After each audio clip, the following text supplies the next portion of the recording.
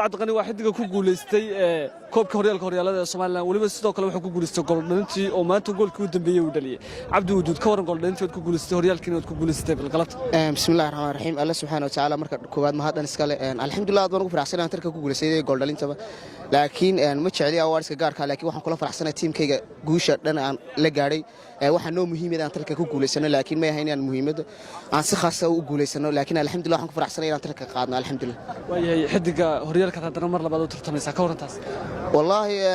marka horta taa xiriirka u taala cidii la siinayo laakiin waxaan rajaynayaa qofkii mudan la siiyo taasna ma jeceli inaan ka hadlo jaysoonka shakhsiga laakiin muhiimada koobaad teamkayga anigu waxaan saaraynaa tartanka alxamdulillah waana qaadno horyaalkii ku soo guuleystay championkiina mar labaad dadku guuleystaan maxay ka dhigantay wallahi guul weyn bay nooga dhigantay iyo dhiirigelin macallimiinteeda nala garab taagayin waxaan rajaynayaa tartanka soo socona ku guuleysano alxamdulillah mar walba waxaan rajaynayaa goodir mar walba guuleysato wallahi taageerayaasha teamkayga waa aad baan ugu faraxsanahay inay sababtoo iyaga la'aantood halka maana soo gaarneen aad baa u mahadsantiin malay